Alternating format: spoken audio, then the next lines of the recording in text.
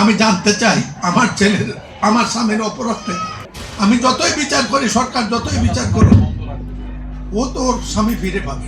দুর্ভাগ্য আমার, এর আগের রাতে আমি আসতে চেয়েছিলাম তার বাড়িতে, বৈরাগীর বাড়িতে।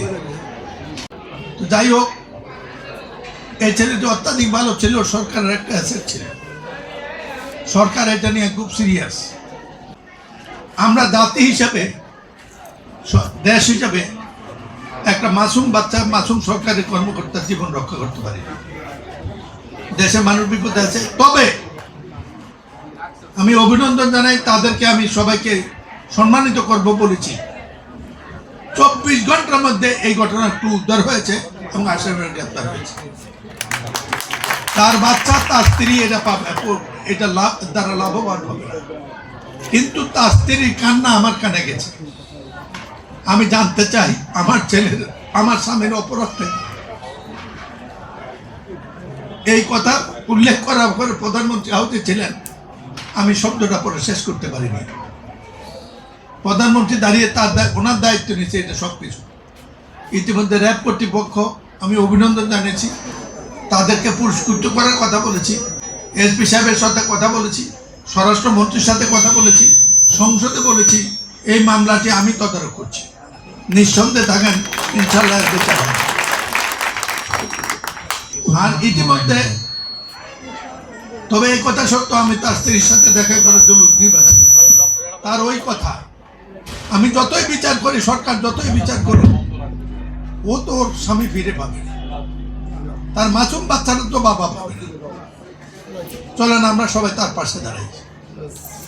সে কখন আসবে জান না, তাকে তার কি করতে হবে, তাকে আমরা এখানে কুমিল্লা সেটেল করাবো। তার প্রস্তাবটা দেবেন, তাকে আমরা চাকরি দেবো, ব্যবসা দেবো, যা দিতে হবে। তার বাচ্চাটা নিয়ে এখানে সে থাকুক। আমরা, আপনারা দেখে রাখেন, আমরা বাকি চাকু আছে, যেটা ও করতে পারবে না বাকিটা আমি করবো। আলাপ করে আমরা দুইবার মিলে তাকে এনে যা লাগে। তার জন্য যদি খাট জমি বন্দোবস্ত করে দিত, আমরা বন্দোবস্ত করে কথা দিলাম। ও একজন সবচেয়ে মর্যাদাশীল, ভালো কোয়ালিটির সরকারি কর্মকর্তা ছিল। তার ডিপার্টমেন্ট থেকে সব অফিসাররা আমাকে টেলিফোন করে কেন্দ্রে দিয়েছে, এত ভালো ছিল।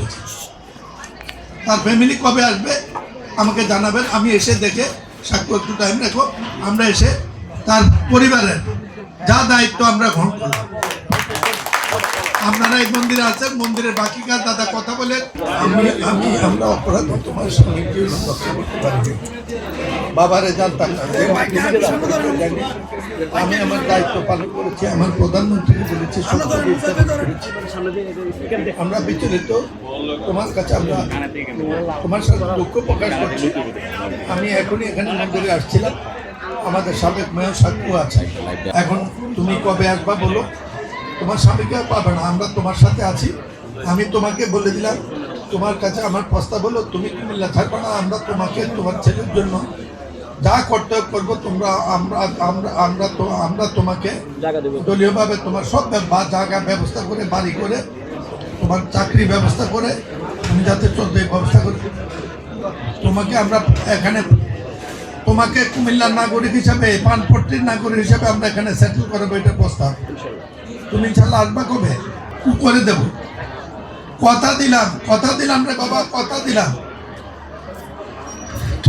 কেন না, তোমার কাছে কথা বলার আগে আমি কথা বলে ফেলেছি।